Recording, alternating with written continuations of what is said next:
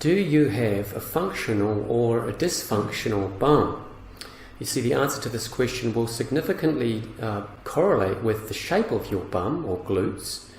And so what I'm going to do is go through now the four most common shapes for the glutes or the butt and how these correlate with whether or not they're functional or dysfunctional. All right. So first up, we have here on the left-hand side this square shape, and this is typically associated with someone that doesn't exercise, that doesn't train, perhaps is carrying a little bit of extra weight, and so you'll find that the tissue mass is similar in the upper region as it is in the lower region. There's lack of shape on the sides, a bit flatter, and so the bum just doesn't have a lot of shape to it. Now, this would be expected if you haven't been stimulating it through exercise, right? Now, in contradistinction, here's our typical heart shape, or what is actually an inverted heart, isn't it? And this is your typical pear shape or hourglass figure type shape. It's your desirable feminine form, which really indicates a healthy functional pair of glutes, generally speaking. Thirdly, we have this V shape, where you notice that it's actually opposite to the heart shape here. We have the majority of the tissue mass up in the top area of the bum. It tapers down, there's less tissue down the bottom. And actually from a side profile, you'll see that it almost looks as if it's tucked under. There's not a lot of protuberance of the muscle mass from the glute maximus, the muscle group that ideally comes down here, that is visually evident in this heart shape. And so it's really the opposite of this one, isn't it? Our fourth example here is the round shape, and this is typically associated with a younger demographic, perhaps teenage or someone in their 20s, although people can carry this shape into the older years. Generally, as you move toward the sort of age of 30 or so, most females will develop, if it's a healthy pair of glutes, into more of this pear or hourglass shape. All right? So which one do you think of these is the dysfunctional one? All right, if you pointed to the bottom left, you're most likely correct.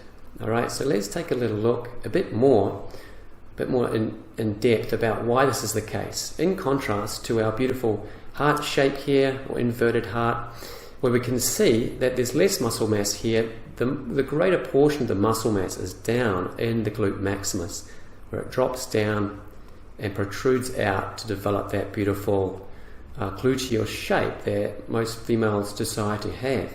Now, in contradistinction, what we have here is this V shape is really actually the opposite of that, as I mentioned, where you have the majority of the mass up high, and it's only relatively up high because the reality is that this shape has been developed because the glute maximus, which is the major muscle group that comes down here and develops that beautiful shape, it hasn't filled out, it hasn't developed, and there's a reason for that, which I'm going to go into in a little more depth.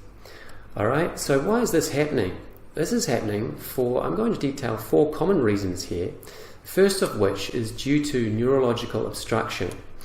So if you can imagine, well, just like a light switch, there has to be a wire that goes to the light for you to be able to switch it on. This is the way your body works too.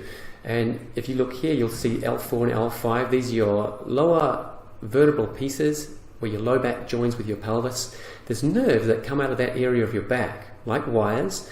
They need to reach the intended destination, which is the muscle for it to switch on, right? Now you can see here that as this nerve comes down here, it reaches directly into what is referred to as the superior and inferior gluteal nerves.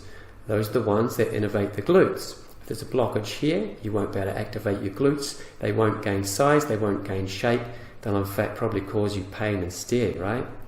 Now the second most common reason listed here is due to pelvic instability.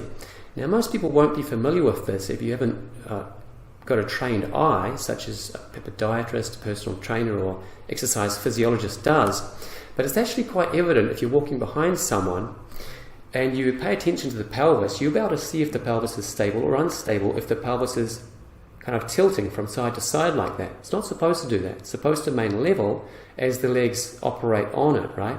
If it's tilting, then what's likely happening is you're creating a lot of wear and tear in this lumbosacral junction down here. That's going to put a lot of pressure. It's going to be potentially painful, but it's also going to create an unstable position for your legs to operate off. Now, can you imagine that if it's unstable, your legs are not going to be able to exert a lot of force, so you won't be able to develop effectively the beautiful gluteal shape that we desire. Now, in third place here is not necessarily in descending order, but due to simply tight hamstrings. You can do a little test for yourself right now if you like to see if you have tight hamstrings. Stand there, straighten both your knees, and just reach your fingers toward your toes. If you can reach your toes with your knees completely straight, then you have a reasonable level of hamstrings. If you can get your palms to the floor, that's a good level of flexibility in your hamstrings. But if you can't reach your toes, it probably indicates that your hamstrings are a little tight. Now this is an issue because it'll interfere in the way in which your glutes are firing. Basically, when you're stepping up, walking up the stairs, squatting, lunging, and moving around, if your hamstrings are tight, they're going to take the tension first and hog the spotlight, so to speak, so that your glutes don't get part of the action. Of course, they won't get stronger, they won't get more toned if that's the case. Now, another common reason is simply due to incorrect training. You'll see here this image on the left is a lady doing a deadlift. And there's a lot of belief out there at the moment that to get great, beautiful, shapely glutes, you need to lift a huge amount of weight. And it's actually not the case. Oftenly, it's going to interfere in the process.